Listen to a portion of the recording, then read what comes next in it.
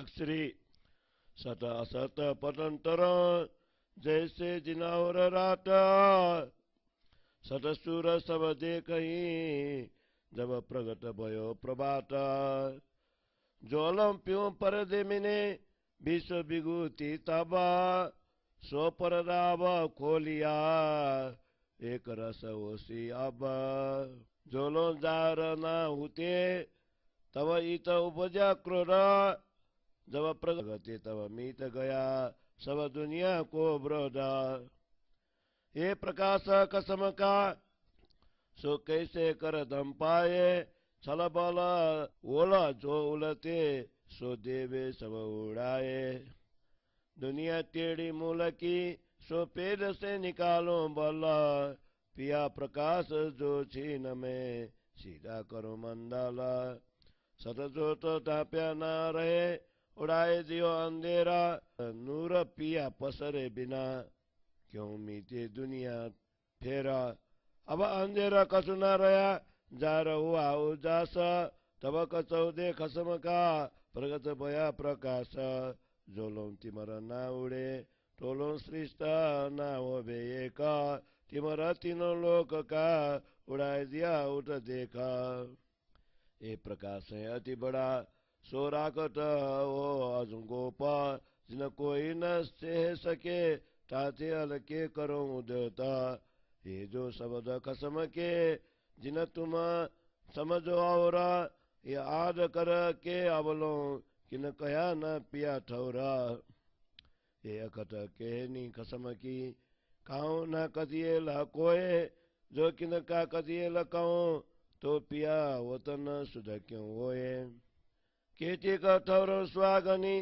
तिन सब ठौर उजासा पर जब इत थे जो तपसरी तब ओले उठसी प्रकाश कोई दिन राकट गुजा सो भी संयोग के सुख काज जब सैया सब मिली तब रहे न पकड़ो आवाज जब सैया सब मिली तब रहे न पकड़ो आवाज क्यों रहे प्रकाश पकड़ो या जोता अति जोरा जब सब उजाला इत आइया तब गई रे न भयो भोरा मैं अवला अर्धांग हो प्यों की प्यारी नारा सब जगाओ सुहागनी तब मुझे वो करार संयोग को वतन दिखावने उलसत मेरे अंगा करने बात कसम की मावत नहीं उमांगा नए नए रंग सुहागनी आवत सिरदारा खेल जो ओसी जागनी नहीं न सुख को पार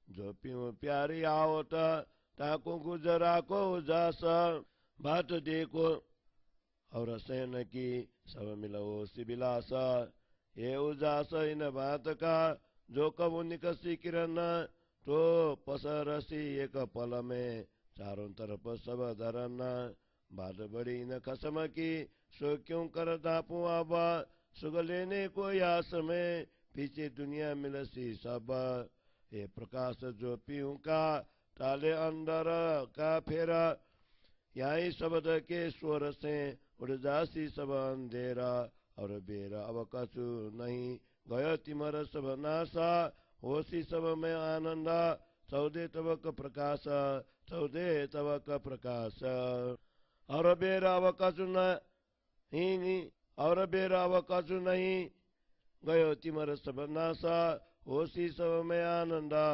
चौदे तबक प्रकाश चौदे तबक प्रकाश चौपाई 22 प्रकरण 10 चौपाई 226 बोलो श्री प्राणनाथ प्यारे की जय। श्री कलश हिंदुस्तानी को 10वें प्रकरण को हिंदी छाया। सत्य और असत्य में उतना ही अंतर है जितना दिन और रात है। जैसे प्रभात होने पर सब लोग सूर्य का दर्शन करते हैं, उसी भांति तारतम्य ज्ञान के प्रभात में सब लोग पूर्ण ब्रह्म परमात्मा के दर्शन कर पाएंगे।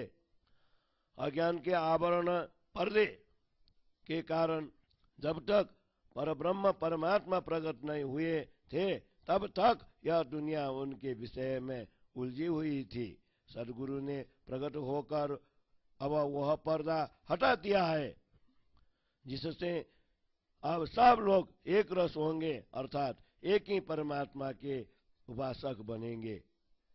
जब तक पूर्ण ब्रह्म परमात्मा का प्रकाश स्वरूप यह ज्ञान प्रकट नहीं हुआ था, तब तक विश्व में परस्पर बैर विरोध बढ़ रहा था। जैसे ही यह प्रकट हुआ, तब दुनिया का सारा बैर विरोध मिट गया। परमात्मा का यह प्रकाश कैसे छिपा रह सकता है? उसने तो माया के उल्टे छल बल दाव पेश सब के सब उड़ा दिया। यह दुनिया मूल से ही उलटी चाल वाली है। अब मूल से ही उसकी वक्रता टेढ़ेपन को उखाड़ दूं। रामधनी के ज्ञान तारतम ज्ञान के प्रकाश से क्षण भर में ही इस जगत को परमात्मा की ओर उन्मुख कर दूं। सत्य वस्तु कभी छिपी नहीं रहती, उसने अज्ञान रूपी अंधकार को उड़ा दिया है।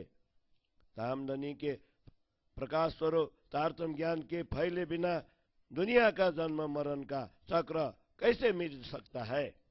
अब अज्ञान रूपी अंधकार कुछ भी शेष नहीं रहा, क्योंकि तारतम ज्ञान का प्रकाश उदय हो गया है। धनी का यह प्रकाश 14 लोकों में फैल गया है। जब तक अज्ञान का अंधकार नहीं मिटेगा, तब तक यह सृष्टि एक रस एक ब्रह्मोपासक नहीं होंगी। जब जागृत होकर देखो, तीनों लोकों का अंधकार इस तारतम ज्ञान से उड़ा दिया है। यह तारतम ज्ञान का प्रकाश अति उज्जवल है, इसलिए इसे अभी भी गुप्त रख रहा हूं। सांसारिक जीव इसे एक रस शान समझ नहीं कर सकते, इसलिए इसे क्रमशः धीरे धीरे प्रकट करता हूं। रामधनी के ये वचन है, इन्हें अन्यथा मत समझना, क्योंकि आदिकाल से लेकर अब तक किसी ने भी ब्रह्म धाम को प्रकट नहीं किया है। क्योंकि अनादिकाल से लेकर अब तक किसी ने भी ब्रह्म धाम को प्रकट नहीं किया। परमात्मा की यह अकट कहानी गुट बातें अभी तक किसी ने भी नहीं कही है। किसी की कही हुई बातें ही मैं भी कहूं तो ब्रह्मधाम की शुद्धि कैसे होगी? ब्रह्मात्माएं जहां कहीं भी है, उन सब स्थानों में ज्ञान का प्रकाश है, किंतु जैसे ही यहाँ मेरे से तारतम ज्ञान की किरणें फैलने लगी, तब वे इस प्रकाश को ग्रहण कर जागृत हो जाएंगी। इस ब्रह्म ज्ञान को कुछ दिनों तक गुप्त रखा तो वह भी ब्रह्म आत्माओं के सुख के लिए ही था। जब सब ब्रह्म आत्माएं एकत्रित होंगी, तब इसकी आवाज गर्जना रोकी नहीं जा सकेगी। यह ज्ञान की ज्योति अति प्रखर है, इसलिए वह कैसे रोकी जा सकती है? जब इसका प्रकाश जागने के ब्रह्मांड में फैल गया, तब अज्ञान रूपी अंधकार मिटकर ब्रह्म ज्ञान का प्रभात हो गया। मैं प्रियतम धनी की प्यारी अर्धांगिनी हूँ। जब मैं सभी सुहागिनी आत्माओं को जगा दूंगी, तभी मुझे शांति मिलेगी। सुंदर साथ को ब्रह्मधाम के दर्शन कराने के लिए मेरा हृदय उत्कंठित हो रहा है। ब्रह्मधाम की चर्चा करने के लिए मेरा उमंग अंगों में समा नहीं रहा है। सभी शिरोमणि सुहागिनी आत्माएं नए नए उमंग लेकर आ रही है। अब जाग निराश होगा, तब उस सुख का कोई पारावार नहीं होगा। धनी की प्यारी अंगनाएं जो जागृत हो रही है, उनसे भी यह उमंग छिपाए रख रही हूँ। मैं और आत्माओं की राह देख रही हूँ, क्योंकि सबके मिलने पर ही अधिक आनंद विलास होगा। तारतम ज्ञान का यह प्रकाश इस प्रकार का है, जब कभी इसकी किरणें फूट निकलेंगी, तब वह पल भर में धरती में चारों ओर फैल जाएंगी। रामधनी की ब्रह्मलीला की बातें अति महत्वपूर्ण है। उन्हें अब कैसे छिपाए रखा जा सकता है? इसी जागनी लीला में अखंड सुख प्राप्त करना है। बाद में तो पूरी दुनिया इस ओर उन्मुख हो जाएगी। पूर्ण ब्रह्म का यह प्रकाश अंतर की सब भ्रांतियों को मिटा देगा। इन्हीं शब्दों की हुंकार से अज्ञान रूप सब अंधकार दूर हो जाएगा। अब अधिक विलंब नहीं होगा। अब तो अज्ञान रूप अंधकार दूर हो गया है। अब 14 लोकों में तारतम्य ज्ञान का यह प्रकाश फैल जाने से सभी को अखंड आनंद प्राप्त होगा। यह प्रकाश फैल जाने से सभी को अखंड आनंद प्राप्त होगा। अब अधिक विलंब नहीं होगा। अब तो अज्ञान रूप अंधकार दूर हो गया है। अब 14 लोकों में तारतम्य ज्ञान का यह प्रकाश फैल जाने से सभी को अखंड आनंद प्राप्त होगा। सभी को अखंड आनंद प्राप्त होगा। चौपाई 22 प्रकरण 10 चौपाई 20 से 26। बोलो श्री प्राणनाथ प्यारे की जय। स्वागनियों के लक्षण। पार्वतन जो स्वागनी ताकि नेक कहूँ पहचान, जो करी मूली वो तन तो भी नजर निदान। आशक प्यारे पियो के कोई प्रेम कहो बिरहीन, ताए कोई दर्द न कहो ये लक्षण सुहागिन। रुआ कसम की क्यों रहे आप अपने अंग बिना, पर पकारी पिया ने अंतर न तो रहे न तन। ऊपर काऊ न दिखावही जो दम न ले सके खीना, सो प्यारी जाने या पिया या विधान का लक्षण। आकिन नाचते स्वागनी जो परे अनेक बिगन्ना, प्यारी पीऊ के कारणे जीव को न करे जतन।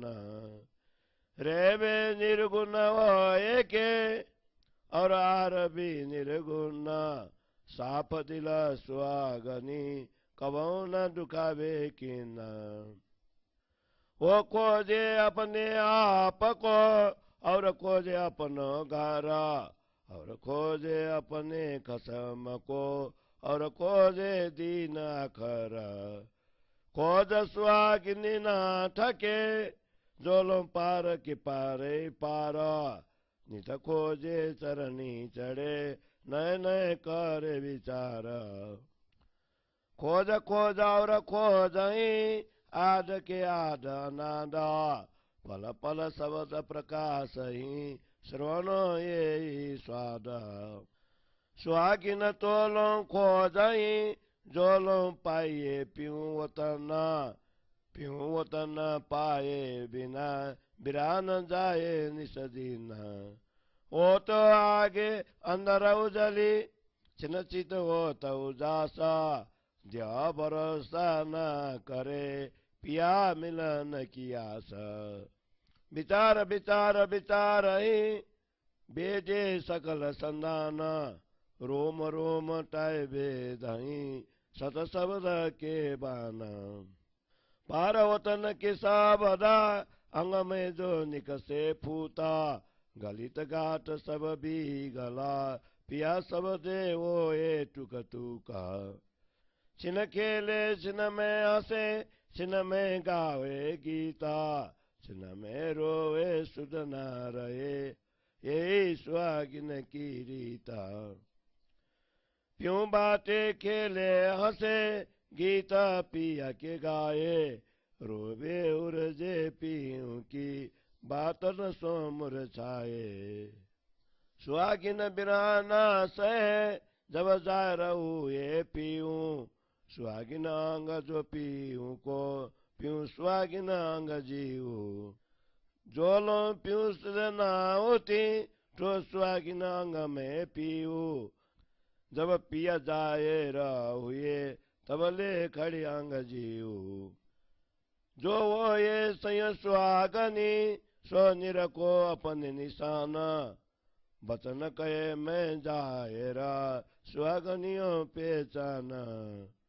बहुत निशानी और है प्रेम सुहागिन गुजा, जब सैया जाएरा हुई तब ओसी समसूजा तुम सैया सुहागनी ये समझ ली जो दिल बूझा जब सैया बेली भई तब ओसी बड़ा गुजा ये शब्द जो कहती हो सो कारण सब संयन सो सुहागिनी ढापी न रहे सुनते ये अवचन ये शब्द सुन सुहागनी रे न सके एक पल्ला तामे मूला अंकुर को रे न पकड़ो बल्ला जब कसम की सुधा सुनी तब रे न सुहागिना ख्वाबी दम भी न रहे तो क्यों रहे सैया चेतन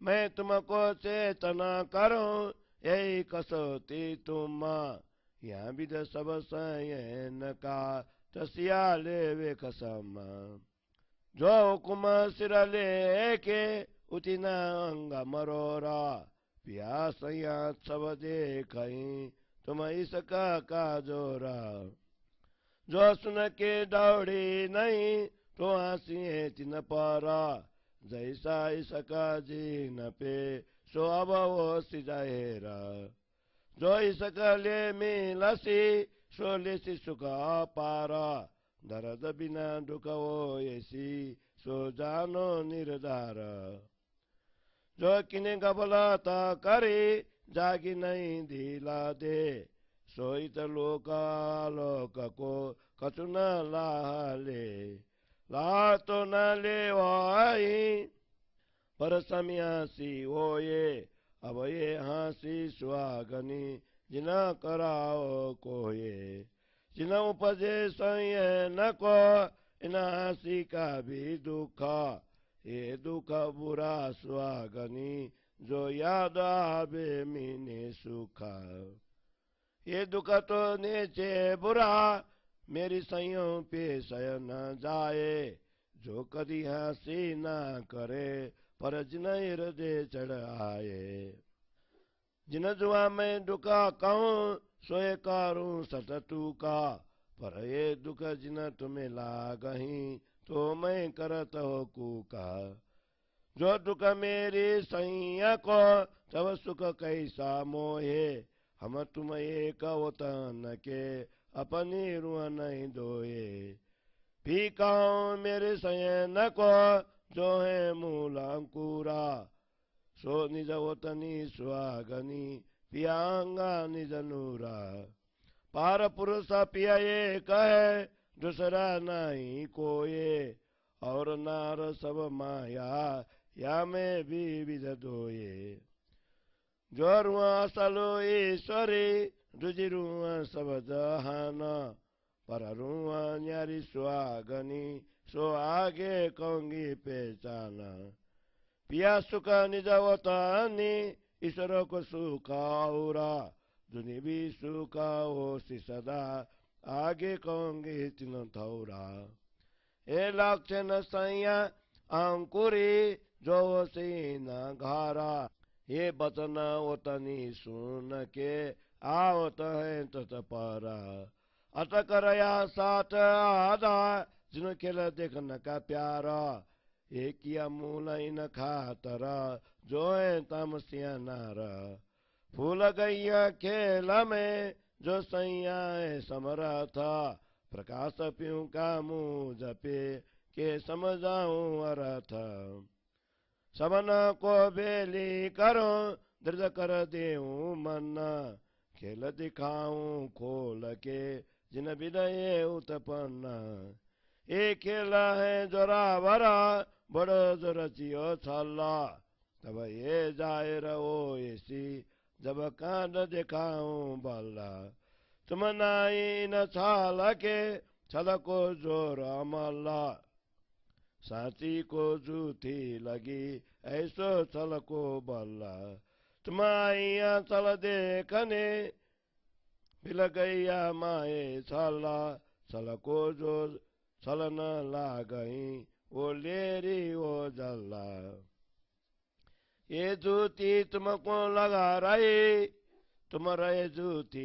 लागा ये जूती अब उड़ जाएसी दे जासी जूता दाग हाँसी ओसी अति बड़ी जिन देव मोहे दोषा कमी में के मैं न करूं पर तुम्हें चला हुआ सिर पोसा मांग लिया कसम पे ये चल तुम देखना जो कड़ी बुनिया छाल में तो फिर न आवे ये दिन तुम मुकनी चाहो ऐसी आगू सैया सवना ये हाँसी सच ठौर की कोई सैया कराओ जिना लुकले चल से तसे नहीं आओ न तुझी बेरा जिन क्यों मुँह का ऊंचा हो ऐसी जो प्यूं सो बैठी मुख फेरा तुम्हें सुध प्यूं न आपकी न सुध अपनो घारा नहीं सुध इन छाल की सो कर देव सब जाएरा मैं देखाऊं तिना बिना जो वो पहचान छाला जब तुम छल छे पहचानिया तब चले नया को बला तुम जब तुम छल पहचानिया तब चले नया को बला अब देखो या छल को जो देखना ये प्रकाश करो इन बात का जो रहे बे नहीं संदेहा अंधेरा सब उड़ाए के सब चल कर जाहेरा खोलूं कमार कलकुल अंतर माए बाएरा अंतर माए बाएरा अंधेरा सब उड़ाए के सब चल कर जाहेरा खोलूं कमार कलकुल अंतर माए बाएरा अंतर माए बाएरा बोलो श्री प्राणनाथ प्यारे की जय। यहाँ प्रकाश हिन्दुस्तानी को दुई प्रकरण मूल पाठ भइसकेको छ। पहिलो प्रकरण सुहागिनीकी लक्षणको हो। यसमा चौपाई 33 प्रकरण 11 चौपाई 258। यसको हिन्दी छाया इस प्रकार छ। अखण्ड प्रेम धाम की सुहागिनी आत्माओं की थोड़ी सी पहचान यहाँ बताई जा रही है। वे कदाच प्रेम धाम को भूल भी जाए तो भी उनकी अंतर्दृष्टि वहीं लगी रहती है। परब्रह्म परमात्मा के चरणों में अनुराग रखने वाले आशिक प्यारी परमात्माओं को विरहिणी कहे या प्रेम की प्रतिमूर्ति कहे या उन्हें कोई वियोगिनी दर्दी कहे, ये सब सुहागिनियों के लक्षण है। परब्रह्म परमात्मा की अंगनाएं आत्माएं अपनी अंगी परमात्मा के बिना कैसे रह पाएंगी। रामधनी ने ही उन्हें अंतर से प्रेरणा सुहाग देकर खड़ा किया है, अन्यथा उनका शरीर टिक नहीं सकता। वे अपनी बिरहा बेटा को बाहर प्रकट नहीं करती, किंतु अंदर से क्षण मात्र के लिए भी अपने प्रियतम धनी के बिना सांस दम नहीं ले सकती। धनी की बिरहा वेदना को या तो वे स्वयं जानती है या फिर धामधनी ही जानते हैं। इस प्रकार विरहिणियों के अनेक लक्षण हैं। सांसारिक विघ्न बाधाएं अनेक आने पर भी सुहागिनियों का विश्वास अपने धनी के प्रति कम नहीं होता। ऐसी विरहिणी आत्माएं अपने धनी को पाने के लिए शरीर की चिंता नहीं करती। सुहागिनियों का रहन सहन आहार विहार सब कुछ निर्गुण सादगीपूर्ण होता है। ऐसी निर्मल हृदय वाली सुहागिनियां कभी भी किसी के दिल पर चोट नहीं पहुंचाती। वे स्वयं को पहचानने के लिए खोज करती है तथा अपने कार प्रेम धाम और अपने धनी पूर्ण ब्रह्म परमात्मा एवं आत्मा जागृति की घड़ी आखिरी दिन की खोज में रहती है।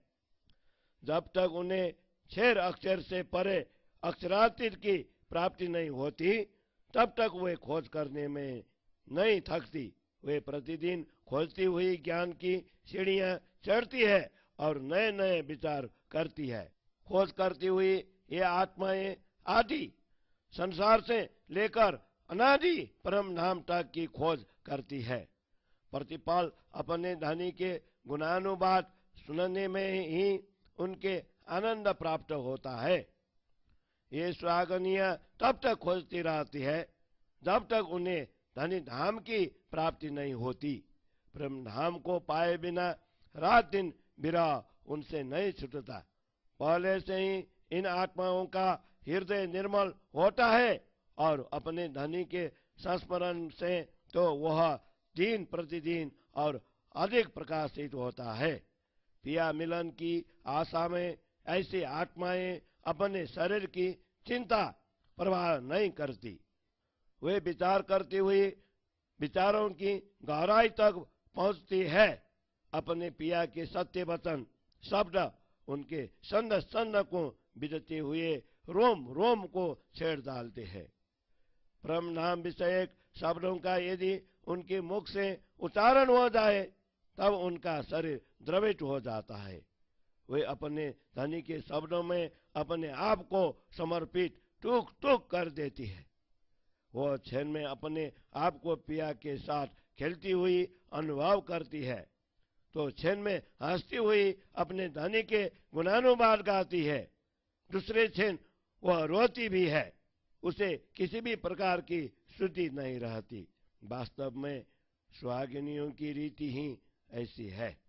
सुहागनियां अपने पिया की बातें करती हुई कभी खेलती है, कभी हंसती है, तो कभी पिया के ही गीत गाती है। प्रियतम के विरह में कभी रोती है, बिलखती है, तो कभी पिया की बात कहती हुई मूर्छित हो जाती है। अपने प्रियतम धनी की पहचान प्राप्त होने पर सुहागनियां उनका वियोग सहन नहीं कर सकती, क्योंकि वे प्रियतम धनी की अंगनाएं हैं तथा प्रियतम धनी उनके अंग है। इस प्रकार आत्मा और परमात्मा का अभेद संबंध है। जब तक सुहागनी को अपने धनी की श्रुति नहीं थी तब भी उसके हृदय में धनी का वास था। जब उसे धनी की पहचान हुई तब वह धनी के प्रति समर्पित होने के लिए तत्पर हुई। जो परम धाम की सुहागनी आत्माएं हैं वे अपने इन लक्षणों को पहचान ले। मैंने सुहागनियों की पहचान की लक्षण इस प्रकार प्रकट किए हैं। जो परम धाम के सुहागनी आत्माएं हैं वे अपने इन लक्षणों को पहचान ले। मैंने सुहागनियों की पहचान के लक्षण इस प्रकार प्रकट किया है। सुहागनियों के प्रेम के और भी ऐसे कई गुण लक्षण हैं। जब परमात्माएं ही स्वयं प्रकट हो गई है तब सभी को इन लक्षणों की शुद्धि होगी। हे सुंदर साथ जी, तुम सुहागनी आत्माएं हो, यह बात दिल से समझ लो। जब सभी ब्रह्मात्माएं एकत्रित होंगी तब इन गुह्य बातों पर चर्चा होगी। मैंने ये वचन सब सुंदर साथ के लिए कहे हैं, इसीलिए इन वचनों को सुनकर कोई भी सुहागिनी छिपी नहीं रहेंगी। इन वचनों को सुनकर कोई भी सुहागिनी पल भर के लिए भी अपने धनी से अलग नहीं रह सकेंगी। परम धाम के मूल संबंध के कारण उनके आवेश शक्ति को किसी भी प्रकार पकड़ा नहीं जा सकेगा। अपने धनी की शुद्धि पहचान की बात सुनकर सुहागनियों से रहा नहीं जाता। जब दुनिया के जीव भी प्रियतम की बात सुनकर नहीं रह सकते तो परमात्मा की आत्माएं अपने धनी के बिना भला कैसे रह सकती है। हे सुंदर सास जी, मैं तुम्हें सचेत कर रहा हूं कि यही तुम्हारी कसौटी है। इस प्रकार सभी ब्रह्मात्माओं की परीक्षा स्वयं धाम धनी ले रहे हैं। जो आत्मा अपने धनी की आज्ञा शिरोधार्य कर अंगदाई लेती हुई नहीं उठती, उसके प्रेम की क्षमता अन्य आत्माएं तथा स्वयं धामधनी देख रहे हैं। जो इन वचनों को सुनकर भी परमात्मा के प्रति उत्सुक नहीं होती, उन पर हंसी होगी। जिनके पास जितना प्रेम होगा वह अब प्रकट होगा। जो प्रेमी बनकर धनी से मिलेंगी वही अपार सुख प्राप्त करेंगी। यह निश्चित समझ लो कि धनी के विरह की पीड़ा न होने पर अवश्य में वह दुख होगा। जो कोई आत्मा लापरवाह होकर ध्यानपूर्वक जागी नहीं है, वो यहाँ पर संसार, लोक तथा प्रेम धाम अलोक कहीं का भी कोई लाभ नहीं ले सकेंगी। वो लाभ तो नहीं ले सकी, किंतु उसकी हंसी भी अवश्य होंगी। हे सुहागिनी आत्माओं, अब तुम इस प्रकार अपनी हंसी मत कराओ। ब्रह्मात्माओं को इस प्रकार हंसी का भी दुख प्राप्त न हो, इसलिए मैं यह सब कह रहा हूँ। ब्रह्म धाम के अखंड सुख के बीच इस संसार में भूल जाने का दुख यदि याद आ जाए तो यह बहुत बुरा होगा। निश्चय ही यह दुख बुरा है। यदि यह मेरे सुंदर साथ के ऊपर आ जाए तो यह मुझसे सहन नहीं होगा। परम धाम में जागृत होने पर श्री राजा जी तुम्हारी हंसी न भी करे तो भी यह बात तुम्हारे हृदय में नहीं आनी चाहिए। जिस जीवा से मैं तुम्हें दुख होगा ऐसा कहता हूं, उसे भी काट कर 100 टुकड़े कर दूं, किंतु तुम्हें यह दुख कदापि स्पर्श न करे, इसलिए मैं बार बार पुकार करता हूँ, इसलिए मैं बार बार पुकारता हूँ। जिस जीवा से मैं तुम्हें दुख होगा ऐसा कहता हूँ, उसे भी काट कर 100 टुकड़े कर दूं, किंतु तुम्हें यह दुख कदापि स्पर्श न करे, इसलिए मैं बार बार पुकार करता हूँ, इसलिए मैं बार बार पुकारता हूँ। यदि मेरे सुंदर साथ को दुख होगा तो मुझे कैसे चैन हो सकता है, क्योंकि हम और तुम एक ही कार प्रेम धाम के हैं। अपनी आत्मा अलग अलग नहीं है, अपनी आत्मा अलग अलग नहीं है। यदि मेरे सुंदर साथ को दुख होगा तो मुझे कैसे चैन हो सकता है, क्योंकि हम और तुम एक ही घर प्रेम नाम के हैं। अपनी आत्मा अलग अलग नहीं है, अपनी आत्मा अलग अलग नहीं है। चौपाई 33 प्रकरण 11 चौपाई 2 से 58। बोलो श्री प्राणनाथ प्यारे की जय। अब प्रकरण 12 को हिंदी छाया।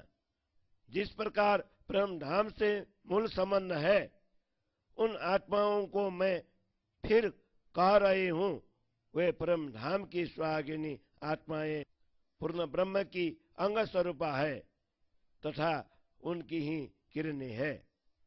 पूर्ण ब्रह्म परमात्मा स्वयं एक है, वस्तुतः उनके अतिरिक्त कोई है ही नहीं, बाकी तो सब माया है। इन माया में भी 2 प्रकार के जीव है। इस संसार में उच्च कोटि के जीव ईश्वर सृष्टि मानी जाती है, अन्य दूसरे जीव सब स्वप्न के कहलाते हैं। ब्रह्मात्माएं इन दोनों से भिन्न है। उन सब की पहचान आगे बताएंगे। परमधाम का असली सुख ब्रह्मात्माओं का है, ईश्वरीय सृष्टि का सुख उससे भिन्न है। स्वप्न के जीवों को भी अखंड सुख प्राप्त होंगे। इन तीनों का विवरण आगे देंगे। जो परम धाम की आत्माएं हैं, उनके ये लक्षण है कि परम धाम के बात सुनते ही वे धाम के मार्ग पर तत्काल आ जाती है। ब्रज और रास की लीलाएं देखने के बाद भी आदि तामसी सखियों के मन में सांसारिक खेल देखने की इच्छा बनी रही, इसीलिए उनकी सुरता संसार में अटकी रही। वस्तुतः जागरण ब्रह्मांड की संरचना मूल रूप में इन्हीं तामसी सखियों के लिए ही हुई है। परम धाम की समर्था आत्माएं भी इस खेल में आकर स्वयं को भूल गई। मेरे पास तामधनी का प्रकाश है, उसके द्वारा मैं ऐसी सभी आत्माओं को परम धाम का ज्ञान समझाऊंगा। मैं सब ब्रह्म सृष्टियों को एकत्र करके उनके मन को दृढ़ बना दूं और जिस प्रकार यह खेल उत्पन्न हुआ है उसके रहस्य को स्पष्ट कर दूं। यह छल रूपी मायावी खेल बड़ा ही शक्तिशाली है। मैं जब इसके रहस्य को खोलकर बताऊंगा तब इसका रूप स्पष्ट हो जाएगा। हे ब्रह्मात्मा हो, तुम इस छल माया की सृष्टि नहीं हो। माया का नशा तो बड़ा ही प्रबल है। वस्तुतः सत्य आत्मा पर मिथ्या माया का प्रभाव पड़ गया है। यही तो इस माया की शक्ति है। तुम इस छल प्रपंच युक्त जगत को मात्र देखने के लिए आए ही हो। तुम इस खेल के पात्र बनकर इसमें घुल मिल गई हो। खेल के जीवों को तो यह माया छल रूपी नहीं लगती, क्योंकि वे तो मोहजल की ही लहरें हैं। यह झूठी माया तुम सत्य आत्मा को प्रभावित कर रही है और तुम भी इसमें निमग्न हो गई हो। अब तारतम्य ज्ञान के प्रभाव से यह झूठा खेल तो उड़ जाएगा, किंतु परम धाम की आत्माओं को विस्मृति का झूठा कलंक लगा रहेगा। तब श्री राजा जी के समक्ष तुम्हारी बड़ी हंसी होगी। उस समय मुझे दोष मत देना। मैंने तुम्हें समझाने में कोई कमी नहीं रखी है, किंतु यह माया तुम्हारे सिर से लेकर पांव तक का जूता आवरण बुर्का बन गई है। तुमने धामधनी से यह दुख छल रूपी खेल देखने के लिए मांगा था। यदि तुम इस छल में आकर धामधनी को ही भूल जाओगी तो फिर उन्हें पहुंचाने का ऐसा महत्वपूर्ण दिन कभी नहीं आएगा। यदि तुम उन सारी बातों को भूल जाओगे तो श्री राजा जी और अन्य परमात्माओं के समक्ष तुम्हारा मुख नीचे रहेगा। हे आत्माओं, सत्य परम धाम में इस प्रकार अपनी हंसी मत कराना। सत्य परम धाम में इस प्रकार अपनी हंसी मत कराना। यदि इन जगत से चलते समय विस्मृति का दुख साथ ले जाओगे तो उससे मुक्त होने के लिए पुनः यहाँ आया नहीं जाएगा। यहाँ पर प्रियतम से जो आत्माएं विमुख रही है, परम धाम में उनका सिर ऊंचा कैसे होगा।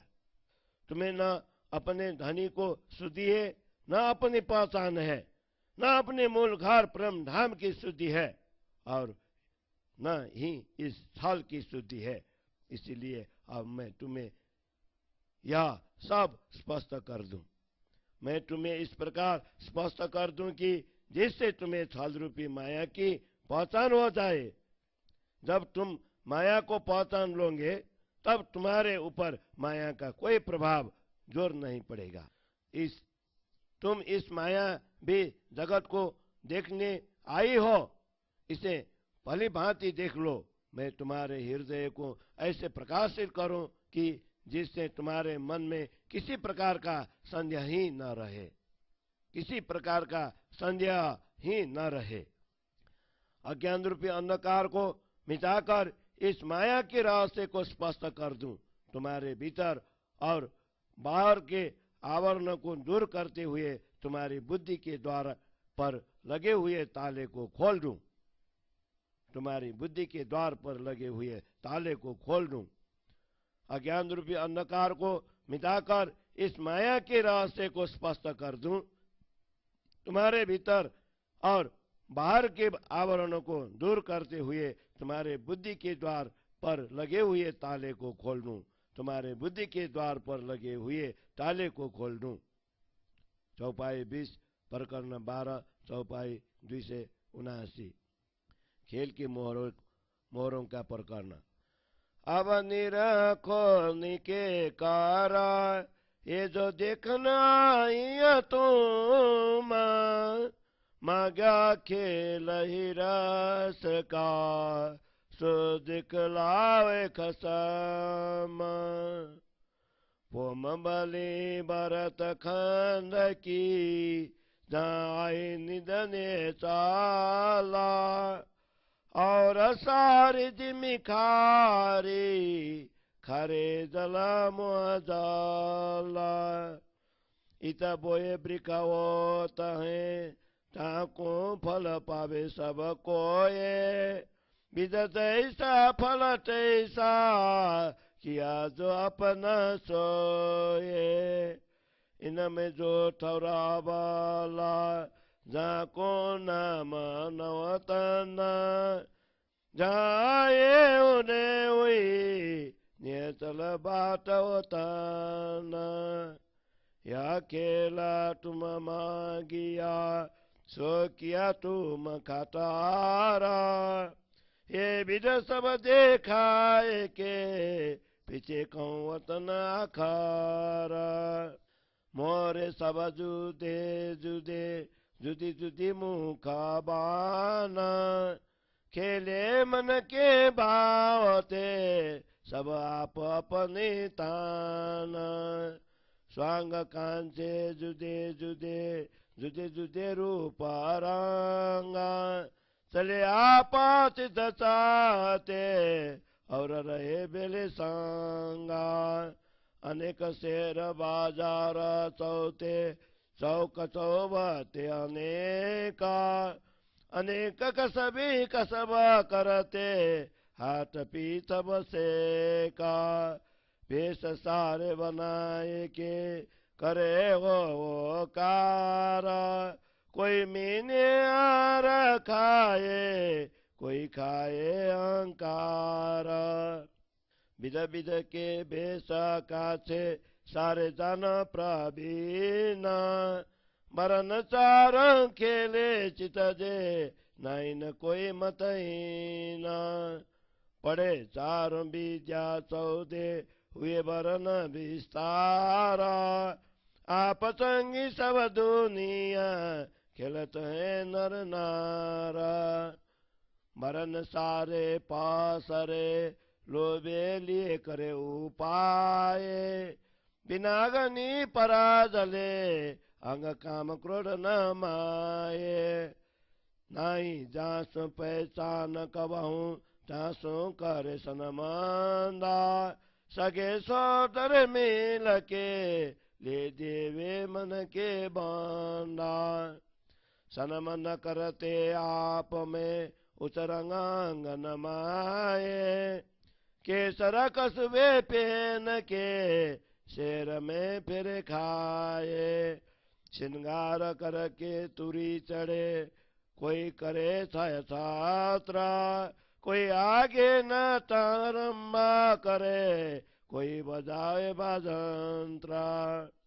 कोई बांधा सिद्धि आवे स्वामी, करे पोक पुकारा। बिरा बिदनांगन माए, पीते माए बाजारा।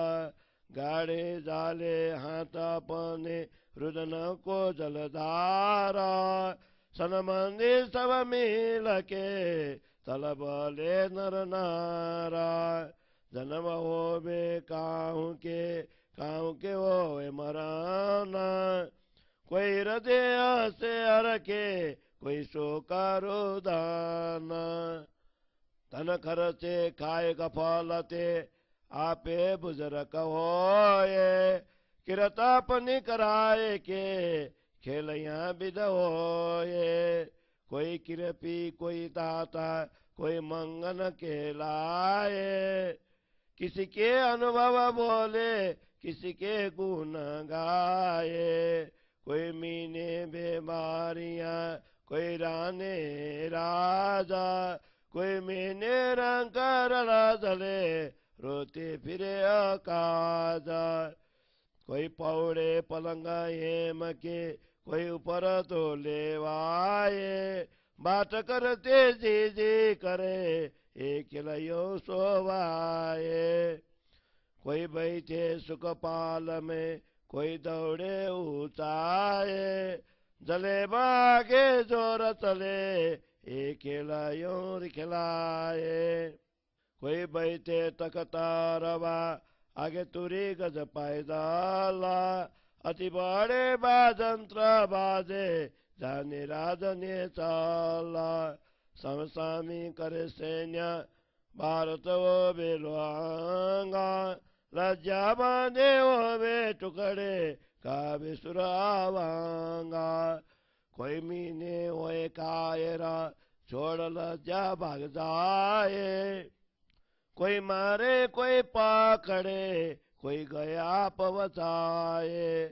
कोई जीते कोई हारे, काऊ हरक काऊ शोका। जो तरफ सर जीतावे, ताए कहे पृथ्वी पतलोका।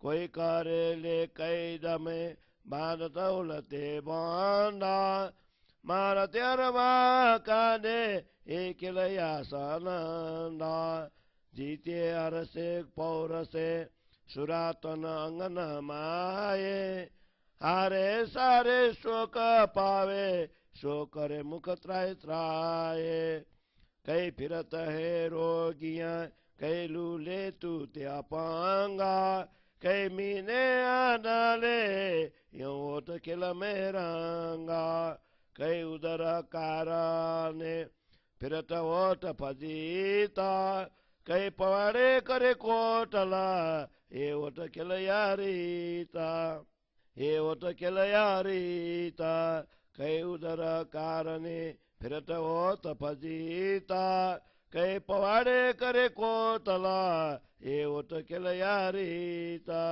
ये ओट किल यारीता। चौपाई 31 प्रकरण 13 चौपाई 310। बोलो श्री प्राणनाथ प्यारे की जय। श्री कलश हिंदुस्तानी ग्रंथ को 13वें प्रकरण को हिंदी छाया। हे परमात्मा हो, इस मायाजन्य दुखपूर्ण विश्व को देखने के लिए तुम यहाँ आई हो, उसे भली भांति देख लो। तुमने चाहकर खेल देखने की मांग की थी, उसे प्रियतम धनी तुम्हें परम धाम में बैठा कर दिखा रहे हैं। समस्त जगत में भारत भूमि श्रेष्ठ है, जहाँ परम धाम की अविनाशी निधि प्रकट हुई है। अन्य सारा जगत खारा प्रेम विहीन शुष्क है। यह सारा भवसागर मोहजल ही खारा कहलाता है। यहाँ पर जैसा कर्म का बीज बोया जाता है, उसी का फल सब कोई प्राप्त करते हैं। यहाँ की विशेषता यह है कि जो जैसा बीज बोता है, उसे वैसा ही फल मिलता है। इस भारत भूमि में भी जो सर्वोत्तम स्थान है, उसे नवतनपुरी कहा गया है, जहाँ अखंड प्रेम धाम की निधि अविनाशी ज्ञान तारतम के रूप में प्रकट हुई है। हे ब्रह्म प्रियाओ, तुमने स्वयं ही यह खेल मांगा था, इसलिए तुम्हारे लिए ही धामधनी ने इसकी रचना की है। इस प्रकार ये सब बातें तुम्हें समझाकर फिर अंत में प्रेम धाम की बातें कहूंगा। इस जगत के खेल में विभिन्न संप्रदायों में खेल के पात्र के रूप में जीव भटक रहे हैं। सबकी बातें अलग अलग है एवं सब अपनी अपनी तान में मस्त है। इस संसार में कई लोग अनेक वेश बनाकर पृथक पृथक रंगों में रंगे हुए घूम रहे हैं। इस प्रकार सब एक साथ एक समूह में रहते हुए भी अपनी अपनी इच्छा अनुसार चलते हैं।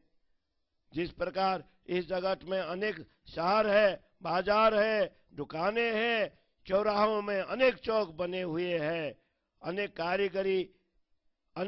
कारीगर कारीगरी करते हैं।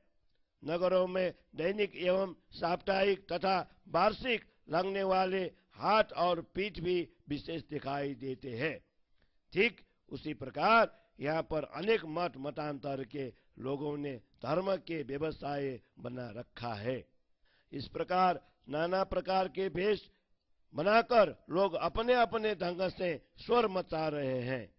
कोई आहार का सेवन करते हैं तो कोई अहंकारी होकर अहंकार का ही आहार कर रहे हैं। विभिन्न प्रकार के वेशभूषा धारण किए हुए ये लोग स्वयं को प्रवीण समझते हैं। इस खेल में चारों वर्ण ब्राह्मण, क्षत्रिय, वैश्य, शूद्र के लोग मदमस्त होकर खेल रहे हैं। इनमें से कोई भी स्वयं को बुद्धिहीन नहीं समझता। चारों वर्ण के लोग सौत विद्या को पढ़कर अपने अपने वर्ण विस्तार में लगे हुए हैं। इस प्रकार पूरी दुनिया में समस्त नर नारी स्वयं को श्रेष्ठ मानकर अपनी अपनी मस्ती में खेल रहे हैं। सौत विद्या 4 वेद, ऋग, यजुर, साम, अथर्व, 6 वेदांग, शिक्षा, कल्प, व्याकरण, निरुक्त, छंद, उपनिषद, मीमांसा, न्याय, धर्मशास्त्र और पुराण अथवा नृत्य संगीत पढ़ना, सीखना, घर सजाना, भाषाओं का सीखना, शस्त्र बनाना, औषधि बनाना, चित्रकारी करना, बुनाई, खेती करना, पुष्प सजाना और श्रृंगार सजाना आदि। इस प्रकार चारों वर्णों का विस्तार हो गया।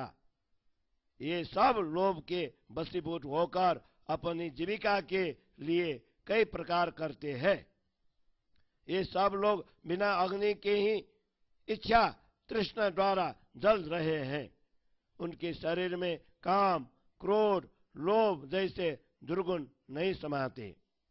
जिनके साथ कभी कोई पहचान तक नहीं होती, उनके साथ संबंध बना लेते हैं। सभी सगे संबंधी और भाई बंधु मिलकर इन्हें विवाह के सांसारिक बंधन में बांट देते हैं। आपस में विवाह का संबंध जोड़ते हुए इनके अंगों में आनंद नहीं समाता। ये लोग विवाह के उमंग में केसरी, लाल एवं अन्य विशेष रंग के वस्त्र आदि पहनकर नगर में घूमते हैं। कोई दूल्हे का साज श्रृंगार कर घोड़े पर सवार होता है और अन्य लोग उसे छत्र उड़ाते हैं। कुछ लोग उसके आगे बाजे गाजे बजाते हैं और नाचते हुए चलते हैं। एक और विवाह का आनंद है तो दूसरी ओर कोई मृतक की आरती उठाकर रोते हुए सामने से आ रहे हैं। गतात्मा के विरह का दुख सहन न होने से वे छाती पीट पीट कर बाजारों में रो रहे हैं। कोई लोग पार्थिव देह को अपने हाथों से जलाते हैं तो कोई लोग जमीन में गाड़ देते हैं। फिर जलधारा के समान आंसू बहाते हुए उनके संबंधी कुटुंबी जन नर नारी मिलकर बिलखते हैं। इस प्रकार किसी के यहाँ बच्चे का जन्म होता है तो किसी दूसरे के यहाँ किसी की मृत्यु हो जाती है। जन्म होने वाले घर में लोग हंसते गाते खुशियां मनाते हैं तो उधर मृत्यु वाले घर में शोक मग्न होकर रोते बिलखते हैं। अज्ञान में पड़े हुए श्री मंतजन झूठी तुच्छ वस्तुओं के पीछे धन का अपव्यय कर स्वयं को बड़ा समझते हैं। अपनी कीर्ति महिमा चारों ओर फैलाकर बाद में वे स्वयं मिट जाते हैं। इस प्रकार दुनिया का खेल चलता है। इस संसार में कोई कृपण लोभी है तो कोई दानी है तथा कोई भिखारी कहलाते हैं। भिखारी जन भीख न देने वाले के अवगुण कहते हैं और दाता का गुणगान करते हैं। ऐसे में कितने ही लोग व्यापारी बने हैं और कोई राज्य के स्वामी बने हुए हैं। कई बेचारे गरीब दुखी होकर रोते हुए बेरसा भटकते हैं। राजा महाराजा तथा धनी वर्ग सोने की सैया पर सोते हैं और उनके दास उनकी सेवा में पंखे दुलाते हैं। कितने लोग उनको जी हाँ कहकर रिझाते हैं। यह सारा खेल इस प्रकार शोभायमान है। कोई सुखपाल पालकी पर विराजते हैं तो कोई कहार बनकर उनके पालकी को ढोले हुए दौड़ते हैं। उनके आगे जुलूस चलता है। इस प्रकार यह खेल कई प्रकार से खेला जा रहा है। राजा महाराजा हाथी के हौड़े पर सवार होते हैं। उनके आगे उनकी सेना हाथी घोड़े पर सवार होकर तथा पैदल चलती है। उनके सामने बड़े बड़े नगारे बजाए जाते हैं। उन्हें ऐसा लगता है कि उनका यह राज्य सदैव अखंड रहेगा। युद्ध के समय वे आमने सामने अपनी अपनी सेना खड़ी करते हैं और शत्रु से भीड़कर अंग प्रतिअंग को रक्त रंजित करते हैं। हार जाने पर लज्जित होने के भय से शूरवीर कहलाने वाले के लिए कटकर मर जाते हैं। युद्ध में कोई कायर बनकर लज्जा छोड़कर भाग जाता है। कोई किसी को मार देते हैं तो किसी को पकड़कर कैद कर लेते हैं। कितने भी लोग अपनी जान बचाते हुए भाग जाते हैं। कोई विजय बनकर हर्षित होता है तो कोई हार कर शोक मनाते हैं। जो युद्ध में सर्वत्र विजय प्राप्त कर लेता है तो उसको लोग चक्रवर्ती, सम्राट, पृथ्वीपति कहते हैं। युद्ध में कितने ही योद्धाओं को कैद कर उन्हें बांधकर उल्टा लटका दिया जाता है, कितने को तो मार मार कर उनके प्राण ही निकाल लेते हैं। यह मायावी खेल इसी प्रकार चलता रहता है। युद्ध में विजयी बना हुआ व्यक्ति अपनी वीरता पौरुष का गर्व कराता है, उसका शौर्य अंगों में नहीं समाता। वहीं पर हारने वाले शोक में डूब हुए त्राई त्राई पुकारते हैं।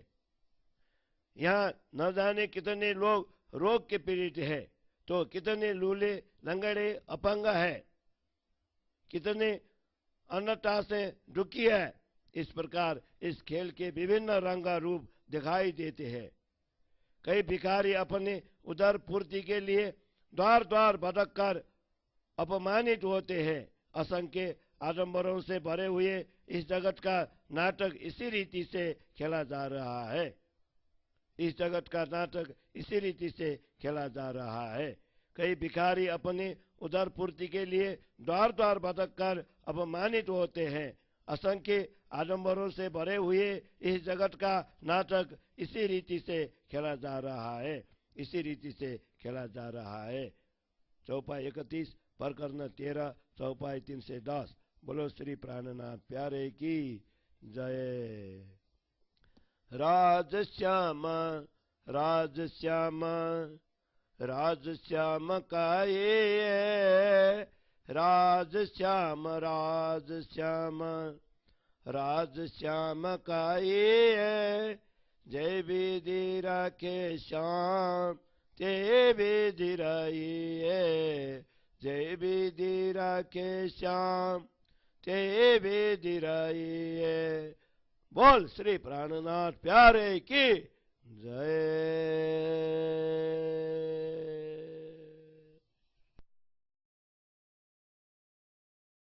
राज श्यामा राज श्यामा राज श्यामा कहिए, राज श्यामा राज श्यामा राज श्यामा कहिए। जेहि विध राखे धनी तेहि विध रहिए, जेहि विध राखे धनी तेहि विध रहिए। श्री तारतम सागर कलश हिन्दी नेपाली स्वरूपको 10औं प्रकरण। सत्य र असत्यमा त्यति नै अन्तर छ जति दिन र रातमा हुन्छ। जस्तै बिहान भएपछि सबै सूर्यको दर्शन गर्दछन्, त्यसै गरी तारतमको प्रभातमा सबै मानिसहरू परमात्माको दर्शन गर्न पाउँछन्। अज्ञान आवरणले गर्दा जबसम्म परमात्मा प्रकट भएका थिएनन् तबसम्म यो दुनियाँ उनको विषयमा अल्झेका थिए। सद्गुरुले प्रकट भएर अब त्यो पर्दा हटाइदिनु भएको छ, जसबाट अब सबै मानिसहरू एकरस हुनेछन्। जबसम्म परमात्माको प्रकाश स्वरूप यो ज्ञान प्रकट भएको थिएन तबसम्म विश्वमा परस्पर बैर विरोध बढिरहेको थियो। जब यो प्रकट भयो तब दुनियाँको सारा बैर विरोध मेटियो। परमात्माको यो प्रकाश कसरी गुप्त रहन सक्दछ? त्यसले त मायाको उल्टा छल बल दाउ पेच सबै उडाइदियो। यो दुनियाँ मूलदेखि नै उल्टो छ। अब मूलदेखि नै त्यसको उल्टापनलाई उखेलिदिन्छु। परमात्माको ज्ञानको प्रकाशले क्षणभर नै यस जगतलाई परमात्मातिर उन्मुख गराउँछु। सत्य वस्तु कहिले गुप्त रहँदैन, त्यसले अज्ञान रूपी अन्धकारलाई उडाइदियो। परमात्माको प्रकाश स्वरूप तारतम ज्ञान नफैलिकन दुनियाँको जन्म मरणको चक्र कसरी मेटिन्छ? अब अज्ञान रूपी अन्धकार केही पनि शेष रहेन, किनभने तारतम ज्ञानको प्रकाश उदय भयो। प्रभुको यो प्रकाश 14 लोकमा फैलियो। जबसम्म अज्ञान अन्धकार मेटिँदैन तबसम्म यो सृष्टि एकरस हुने छैन। अब जागृत भएर हेर्नुहोस्, तिनै लोकको अन्धकार यस तारतम ज्ञानले उडाइदियो। यो तारतमको प्रकाश अति उज्जवल छ, त्यसकारण यसलाई अहिले पनि गुप्त राखेको छु। सांसारिक जीव यसलाई अकस्मात सहन गर्न सक्दैनन्, त्यसकारण यसलाई बिस्तारै प्रकट गर्दछु। यी प्रभुका वचन हुन्, तिनलाई अन्यथा नसम्झनु होला। किनभने आदिकालदेखि लिएर अहिलेसम्म कसैले पनि ब्रह्मधाम देखाएको थिएन। परमात्माको यो अकट कहानी अहिलेसम्म कसैले पनि भनेको थिएन। कसैले भनेको कुरा मैले पनि भने ब्रह्मधामको सूची कसरी प्राप्त हुन सक्दछ। ब्रह्मात्माहरू जहाँ कहीँ पनि छन् ती सबै स्थानमा ज्ञानको प्रकाश छ। तर जब यहाँबाट तारतम ज्ञानको किरण फैलिन लाग्यो तब ती यस प्रकाशलाई ग्रहण गरेर जागृत हुनेछन्। यस ब्रह्मज्ञानलाई केही दिनसम्म गुप्त राखियो, त्यो पनि ब्रह्मात्माहरूको सुखका लागि नै थियो। जब सबै ब्रह्मात्माहरू जम्मा हुनेछन् तब यसको आवाजलाई रोक्न सकिने छैन। यो ज्ञानको ज्योति अति प्रखर छ, त्यसकारण त्यसलाई कसरी रोक्न सकिन्छ। जब यसको प्रकाश जागनीको ब्रह्माण्डमा फैलियो तब अज्ञान रूपी अन्धकार मेटिएर ब्रह्मज्ञानको उज्यालो भयो। म प्रियतम प्रभुकी प्रिय अङ्गना हुँ। जब म सबै सौभाग्यवती आत्माहरूलाई जागृत गर्नेछु तब मलाई शान्ति मिल्नेछ। सुन्दर साथलाई परमधामको दर्शन गराउनका लागि मेरो हृदयमा इच्छा जागृत हुँदैछ। परमधामको चर्चा गर्नका लागि मेरो अङ्गमा उमङ्ग असीमित भइरहेको छ। सबै शिरोमणि सौभाग्यवती आत्माहरू नयाँ नयाँ उमङ्ग लिएर आइरहेका छन्। जब जागनी रास हुनेछ तब त्यस सुखको कुनै सीमा नै हुने छैन। प्रभुका प्रिय अङ्गनाहरू जो जागृत हुँदैछन् तिनीहरूसँग पनि यो उमङ्ग लुकाएर राखेको छु। म अझ आत्माहरूको बाटो हेर्दैछु, किनभने सबै जम्मा भएपछि नै धेरै आनन्द विलास हुनेछ। तारतम ज्ञानको यो प्रकाश यस प्रकारको छ, जब यसका किरण प्रस्फुटित हुनेछन् तब ती पलभरमै पृथ्वीका चारैतिर फैलिनेछन्। परमात्माको ब्रह्मलीलाका कुरा अति महत्त्वपूर्ण छन्। तिनलाई कसरी लुकाएर राख्न सकिन्छ। यस जागनी लीलामा अखण्ड आनन्द प्राप्त गर्नु छ। पछि पूरा दुनियाँ यतातिर उन्मुख हुनेछन्। परमात्माको यो प्रकाशले अन्तरका सबै भ्रान्तिहरू मेटाइदिनेछ। यिनै शब्दहरूको गर्जनाले अज्ञान रूप सबै अन्धकार हट्नेछ। अब धेरै बेर हुने छैन। अब अज्ञान रूप अन्धकार हट्यो। अब 14 लोकमा तारतम ज्ञानको प्रकाश फैलिनाले सबैलाई अखण्ड आनन्द प्राप्त हुनेछ। अब धेरै बेर हुने छैन। अब अज्ञान रूप अन्धकार हट्यो। अब 14 लोकमा तारतम ज्ञानको प्रकाश फैलिनाले सबैलाई अखण्ड आनन्द प्राप्त हुनेछ। सबैलाई अखण्ड आनन्द प्राप्त हुनेछ। चौपाई 22 प्रकरण 10 चौपाई 226। बोलो श्री प्राणनाथ प्यारे की जय। राज श्यामा राज श्यामा राज श्यामा कहिए। राज श्यामा राज श्यामा राज श्यामा कहिए। जेहि विद राखे धनी तेहि विद रहिए। जेहि विद राखे धनी तेहि विद रहिए। श्री तारतम सागर कलश हिन्दी नेपाली स्वरूपको 11औं प्रकरण सौभाग्यवतीका लक्षण। परमधामका सौभाग्यवती आत्माहरूको केही परिचय यहाँ भनिँदैछ। तिनले यदि आफ्नो धामलाई भुले पनि तिनका दृष्टि त्यसलाई खोज्नमा लागिरहन्छन्। ती स्वयं परमात्माका प्रेमी हुन्। तिनलाई कसैले पनि प्रेमी भने पनि, कसैले विरहिनी भने पनि या विरह वेदनाले व्याकुल भने पनि, तर यो परमधामका आत्माहरूको रीति हो। परमात्माका अङ्ग स्वरूपा अङ्गनाहरू आफ्ना अङ्ग परमात्मा बिना कसरी बस्न सक्दछन्। परमात्माले नै तिनीहरूको अन्तरात्मामा विराजमान भएर सहारा दिनुभएको छ, नत्र भने तिनको मायामय शरीर रहने थिएन। बाहिरबाट ती केही पनि देखाउँदैनन्, तर भित्रबाट आफ्ना प्रियतम परमात्मा बिना एक क्षण पनि श्वास लिन तिनलाई कठिन हुन्छ।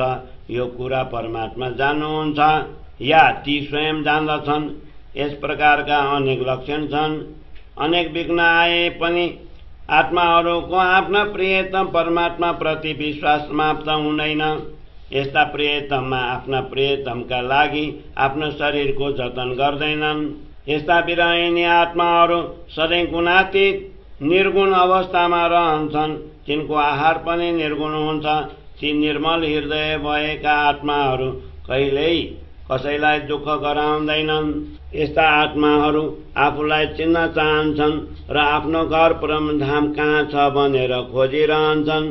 ती आफ्ना प्रियतम परमात्मालाई खोज्दछन् र अन्तिम समयको प्रतीक्षा गर्दछन्। जबसम्म पारभन्दा पार अक्षरातीतको अनुभव हुँदैन तबसम्म ती खोज गर्नमा थाक्दैनन्। नित्य आफ्नो खोजमा ती एक एक पाउ अगाडि बढाउँछन् र तिनमा नयाँ नयाँ विचार आइरहन्छ। ती आदिको पनि आदि अनादिको खोजी गरिरहन्छन्। खोज्दा खोज्दा तिनको मुखको तेज पल पल बढ्दछन्। तिनका कान पनि प्रभुको गुण श्रवणले तृप्त हुन्छन्। जबसम्म तिनलाई आफ्नो प्रभुको घर परमधाम प्राप्त हुँदैन तबसम्म ती परमात्माको खोजी गर्न छोड्दैनन्। आफ्ना प्रियतमको धामलाई पाए बिना रात दिन त्यसको विरह पीडा मेटिँदैन। ब्रह्मात्माको भित्र उज्यालो हुन्छ, त्यो क्षण क्षणमा उज्यालो बढ्दै जान्छ। ती आफ्नो असत्य शरीरको भरोसा गर्दैनन्। ती त सद्गुरुसँग मिल्नका लागि आशा गरेर बसिरहन्छन्। विचार गर्दा गर्दा जति जति गूढ रहस्य बुझ्दै जान्छन् त्यति त्यति तिनको अङ्ग प्रत्यङ्ग छेडिँदै जान्छ। त्यति मात्र होइन, सत्य शब्दले तिनका रौँ रौँलाई छेड्दछ। परमधाम विषयक शब्द यदि तिनको मुखबाट उच्चारित भएमा तब तिनको शरीर पग्लिन्छ। ती आफ्ना प्रभुका शब्दमा स्वयंलाई टुक्रा टुक्रा पारेर समर्पित गर्दछन्। ती अङ्गनाहरू एक क्षणमा खेल्दछन्, अर्को क्षणमा हाँस्न लाग्दछन्। क्षण मात्रमा आफ्ना प्रभुको गुण गाउन थाल्छन्, क्षणमै रुन थाल्छन् र शुद्धि समेत हुँदैन। यस्तो सौभाग्यवतीको रीति हुन्छ। आफ्ना प्रभुका कुरा गर्दै ती कहिले खेल्दछन्, कहिले हाँस्दछन् र कहिले प्रभुका गीत गाउन लाग्दछन्। कहिले रुन्छन् र प्रभुमै लीन भइरहन्छन् र कहिले कुरा गर्दा गर्दै मूर्छित पनि हुन्छन्। जब परमात्मा प्रकट हुन्छन् तब प्रियतमको पीडा सहन गर्न सक्दैनन्। ती स्वयं परमात्माको अङ्गना हुन् र परमात्मा स्वयं अङ्गनाका प्राण स्वरूप हुन्। जबसम्म ती सुन्दर साथलाई आफ्नो प्रभुको शुद्धि थिएन तबसम्म ती आफ्ना प्रियतमलाई हृदयमा विराजमान गराउँथे। जब प्रियतम प्रकट हुनुभयो तब प्रियतमाहरू सशरीर उहाँसँग मिल्नका लागि तयार भए। जो परमधामका सौभाग्यवती आत्माहरू छन् तिनले आफ्ना यी लक्षणहरूलाई बुझुन्। मैले सौभाग्यवतीको परिचयका लक्षण यसरी प्रकट गरेको छु। सुन्दर साथका लक्षणहरू पनि छन्। तिनको प्रेम गुप्त राख्ने स्वभाव हुन्छ। तर म यस जिब्रोले आफ्नो परमधामका आत्माहरूको के लक्षण भनौँ। जो परमधामका आत्माहरू छन् तिनले आफ्ना लक्षण बुझेर सम्झी हुन्। जब सबै ब्रह्म आत्माहरू जम्मा हुनेछन् तब यी गुप्त कुरामाथि चर्चा हुनेछ। यो कुरा म सुन्दर साथका लागि भन्दैछु। ती यस कुरालाई सुनेर कसरी गुप्त रहनेछन्। यी कुराहरू सुनेर ब्रह्मात्माहरू पलभर पनि पछि पर्ने छैनन्। तिनमा मूल अङ्कुर परमधामको छ। त्यसकारण मायाले तिनको शक्तिलाई परास्त गर्न सक्दैन। आफ्ना प्रभु आगमनको समाचार सुनेर नै ती सौभाग्यवतीहरू बस्न सक्दैनन्। सपनाका जीव पनि आफ्ना प्रभुमाथि समर्पित हुन पछि पर्दैनन् भने चेतन आत्माहरू कसरी रहन सक्दछन्। हे सुन्दर साथी, म तपाईहरूलाई सचेत गराउँदैछु। यो प्रेमको परीक्षा हो। परमात्मालाई यसरी परमधामका आत्माहरूको परीक्षा लिँदै हुनुहुन्छ। जो परमात्माहरू आफ्ना प्रभुको आज्ञा शिरोधार्य गरी शरीर बतारेर उठ्दैनन् तिनीहरूको प्रेमको क्षमता अरू आत्माहरू तथा परमात्माले हेरिरहनु भएको छ। जो यी कुरालाई सुनेर पनि दौडिने छैनन् तीमाथि पछि हाँसो हुनेछ। श्री राजाजी प्रति जसको जति प्रेम छ त्यो अब प्रकट हुनेछ। जो प्रेममा ओतप्रोत भएर मिल्नेछन् तिनले अपार सुख प्राप्त गर्नेछन्। जुन आत्माहरूको हृदयमा आफ्ना प्रभुसँग मिल्ने पीडा हुँदैन तिनलाई अवश्य दुःख हुनेछ। जो यी कुरा सुनेर पनि असावधान भएर बसिरहन्छ र प्रभुका चरणमा मन समर्पित गरेर जागृत हुँदैनन्। ती यहाँ बसेर पनि न दुनियाँको सुख लिन सक्दछन् र न परमार्थको लाभ लिन सक्दछन्। ती यस मौकाको फाइदा त लिन सक्दैनन्, तर तिनलाई अगाडि हाँसो अवश्य हुनेछ।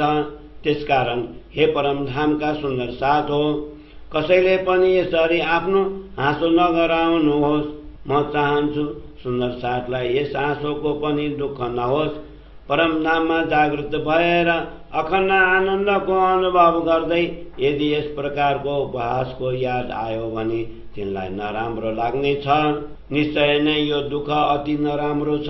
यदि यो दुःख मेरा सुन्दर साथमाथि आयो भने यस्तो मबाट सहन हुने छैन। परमधाममा जागृत भएपछि श्री राजाजीले तपाईहरूको हाँसो नगरे पनि यो कुरा तपाईको हृदयमा आउनु पर्दछ। जुन जिब्राले म तपाईहरूलाई दुःख हुनेछ यस्तो भन्दछु, त्यसलाई पनि म 100 टुक्रा पारिदिन्छु, तर यो दुःख कदापि स्पर्श नगर्नुहोला। त्यसकारण म बारम्बार पुकार्दैछु।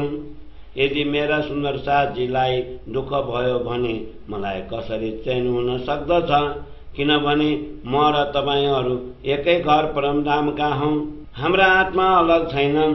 यदि मेरा सुन्दर साथजीलाई दुःख भयो भने मलाई कसरी चैन सुख हुन सक्दछ, किनभने म र तपाईहरू एकै घर परमधामका हौं।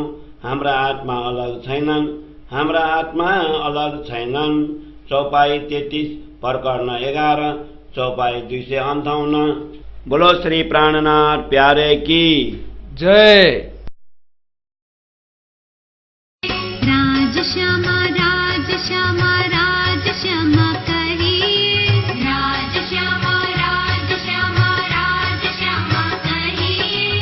जेहि विध राखे धनी तेहि विध रहिए, जेहि विध राखे धनी तेहि विध रहिए। श्री तारतम सागर कलश हिन्दी नेपाली स्वरूपको 12औं प्रकरण सुन्दर साथको खोजी। ती आत्माहरूलाई म फेरि भन्दैछु जसको परात्मा परमधामको छ। ती परमधामका सौभाग्यवती आत्माहरू परमधामका अंग स्वरूपा हुन् वा उनकै किरण हुन्। पूर्ण ब्रह्म परमात्मा त स्वयं एक छन्। वास्तवमा उनका अतिरिक्त कोही छैन।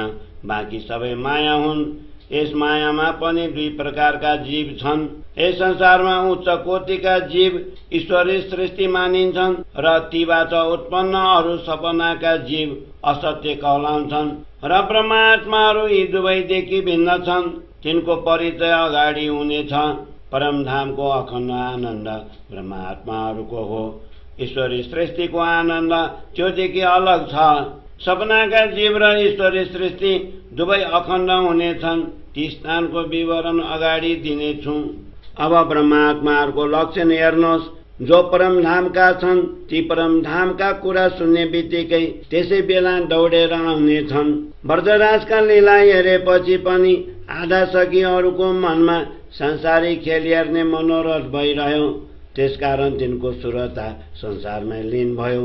वास्तवमा जागने ब्रह्माण्डको संरचना मूल रूपमा तामसी सखीका लागि नै भएको हो।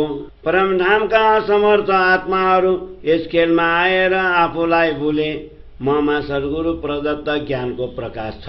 अब म ती सबैलाई बुझाएर परमधामको ज्ञान प्रदान गर्नेछु।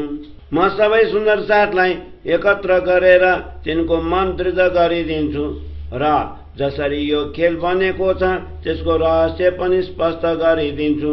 यो छल रूपी मायामय खेल अति नै शक्तिशाली छ। म जब यसको रहस्य खोलेर बनेछु तब यसको रूप स्पष्ट हुनेछ। हे सुन्दर साथ, तपाईहरू यस छल रूपी मायाका सृष्टि होइनौ। यस छलको नशा अति नै प्रबल छ। यस छलको बल नै यस्तो छ। सत्य आत्मामाथि नश्वर मायाको प्रभाव परेको छ। तपाईहरू त प्रपञ्चयुक्त यस संसारलाई हेर्नका लागि मात्र आउनु भएको छ, तर यस छलमा नै घुलमिल हुनु भएको छ। यस खेलका जीवहरूलाई त यो माया छल रूप लाग्दैन, किनभने ती त यसै मोह जलका लहर हुन्। यो असत्य माया तपाई सत्य आत्माहरूलाई प्रभावित गर्दैछ। र तपाईहरू पनि यसैमा निमग्न हुनुभएको छ। अब तारतम ज्ञानको प्रभावले यो असत्य खेल उड्नेछ, तर परमधामका आत्माहरूलाई विस्मृतिको जुतो कलङ्क लागिरहनेछ। तब श्री राजाजी समक्ष तपाईहरूको हाँसो हुनेछ। त्यसबेला तपाईहरू मलाई दोष नदिनु होला। यी सबै सम्झाउनमा म यहाँ केही कमी गर्दिन, तर यो माया तपाईहरूको शिरदेखि पाउसम्म झुटो आवरण रूप बनेकी छ।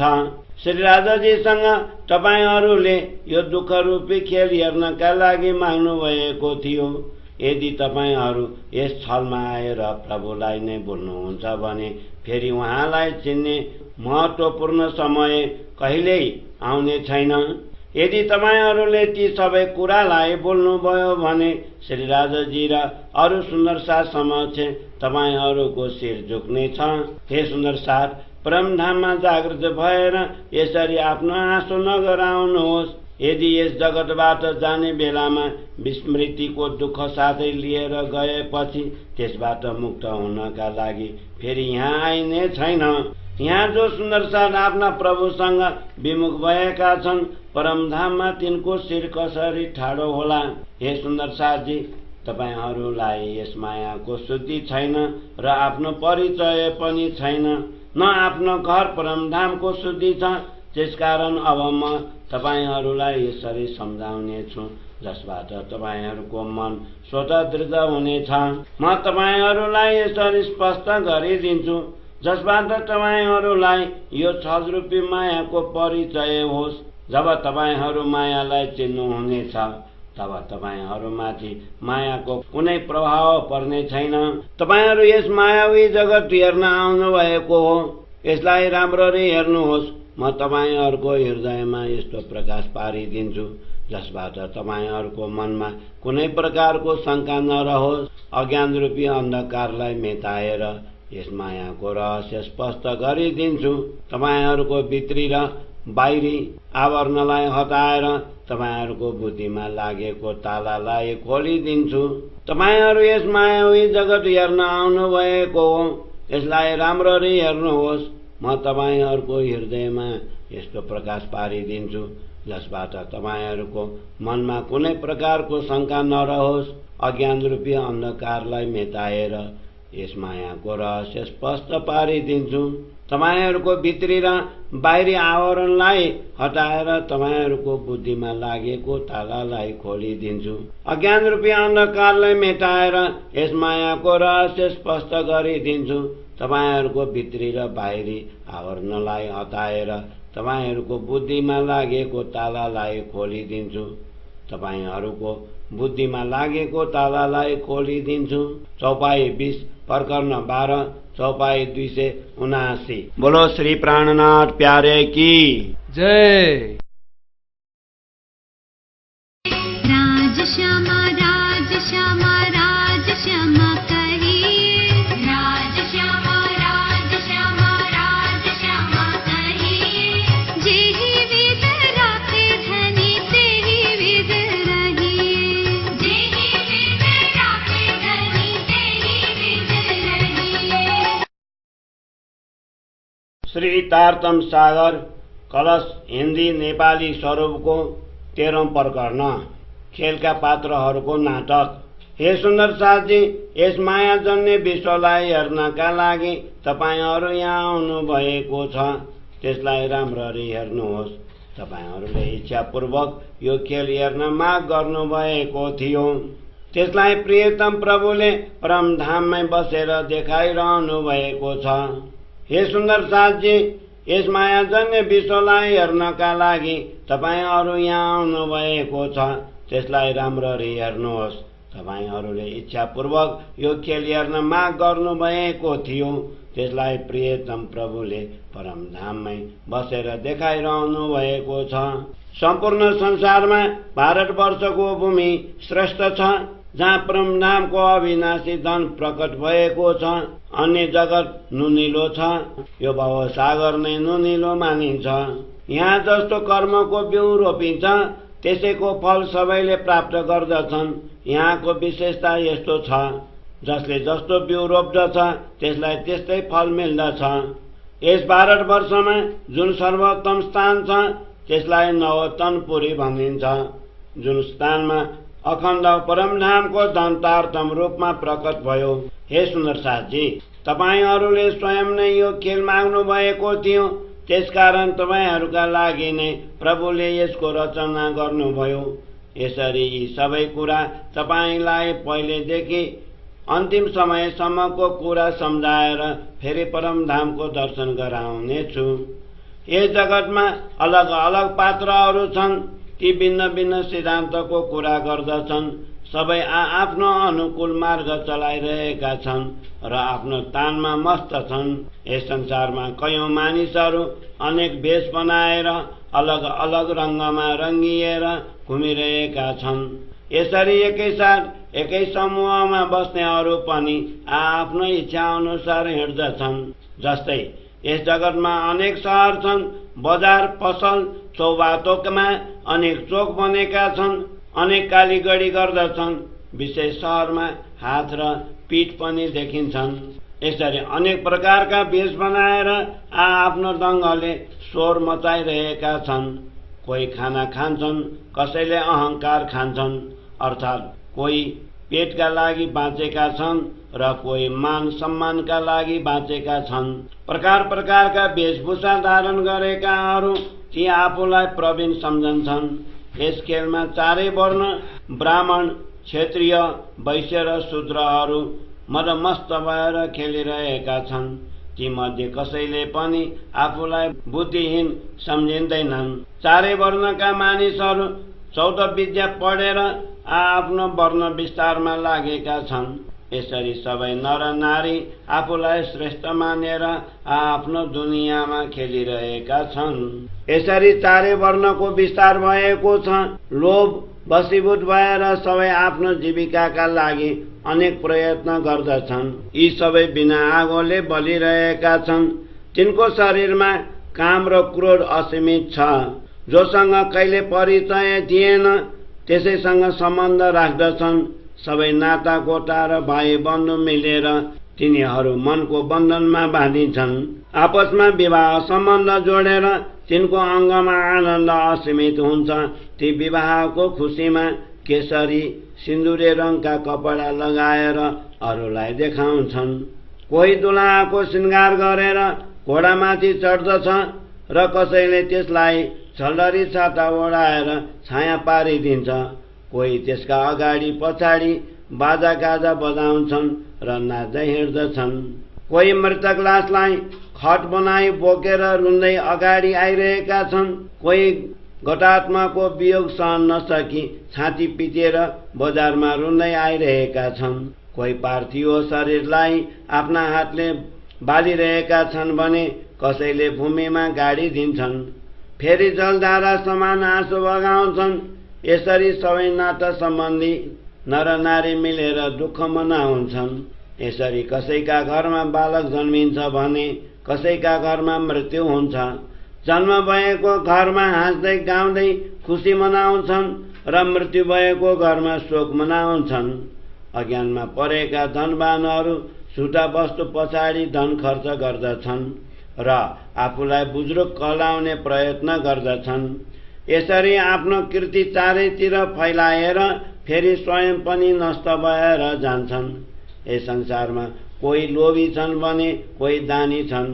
कोही माग्ने कहलाउँछन्, भिक्षा नपाएमा गाली गर्दछन् र पाएमा आशिष दिएर जान्छन्। यस्तामा कति व्यापारी बनेका छन् र कोही राज्यको राजा र राणा बनेका छन्। कोही गरिब भएर घुमिरहेका छन्। कति बिना काम रोएर हिँडिरहेका छन्। राजा महाराजा तथा धनीहरू सुनको पलङमा सुत्छन् र नोकरहरू तिनको सेवामा पंखा हलाउँछन्। कति मानिसहरू तिनका अघि पछि बसेर हजुर हजुर गर्दछन्। यी सारा खेल यसरी शोभायमान भइरहेका छन्। कोही सुखपालमा बसेका छन् भने कोही डोले बनेर भार उचालेर हिँडिरहेका छन्। तिनका अगाडि जुलुस हुन्छ। यस्तै यो खेल यसरी खेलाइरहेका छन्। कोही राजा र राणाहरू ठुला ठुला रथमा सवार हुन्छन्। तिनको अगाडि हात्ती घोडामाथि सवार सैनिकहरू जान्छन्। तिनका अगाडि नगर बजाइन्छ। तिनीहरूलाई यस्तो लाग्दछ हाम्रो यो राज्य सधैँ अखण्ड रहनेछ। युद्धका बेला ती यताउति आफ्ना सेना उभ्याउँछन् र शत्रुसँग लडेर शरीर जगत पछि पार्दछन्। अर्काको राज्यको मालिक बन्नका लागि यसरी युद्ध क्षेत्रमा लडेर मर्दछन्। युद्धमा कोही कायर बनेर लोकलाज छोडेर भागेर जान्छन्। कोही कसैलाई मार्दछन् भने कसैलाई समातेर कैदमा हाल्छन्। कति मानिसहरू आफ्नो ज्यान बचाउन भागेर जान्छन्। कोही विजय बनेर हर्षित हुन्छ भने कोही हारेर शोक गर्दछ। जो युद्धमा सर्वत्र विजय हुन्छ त्यसलाई सबैले चक्रवर्ती पृथ्वीपति भन्दछन्। युद्धमा कति योद्धाहरूलाई कैद गरेर तिनलाई उल्टो पारेर झुन्ड्याउँछन्। कतिलाई पिटी पिटी तिनीहरूको प्राण नै निकालिदिन्छन्। यो मायामय खेल यसरी चल्दछ। युद्धमा विजयी बनेको मानिस आफ्नो वीरताको गर्व गर्दछ। त्यसको खुसी शरीरमा असीमित हुन्छ। त्यस्तै हार्ने शोकमा डुबेर मुखले त्राही त्राही गर्दछ। कति मानिस रोगले पीडित छन् भने कति ठुटा लङ्गडा र अपाङ्ग छन्। कति अन्नोपनले दुखी छन्। यसरी यस खेलको विभिन्न रङ्ग रूप देखिन्छन्। तिनमा कयौं पेट पाल्नका लागि माग्नेहरू घर घर घुमेर केही नपाई थाक्छन्। अनेक आडम्बरले युक्त यस जगतको नाटक यसै रीतिले खेलिएको छ। तिनमा कयौं पेट पाल्नका लागि माग्नेहरू घर घर घुमेर केही नपाई थाक्छन्। अनेक आडम्बरले युक्त यस जगतको नाटक यसै रीतिले खेलिएको छ। यसै रीतिले खेलिएको छ। चौपाई 31 प्रकरण 13 चौपाई 310। बोलो श्री प्राणनाथ प्यारे की जय।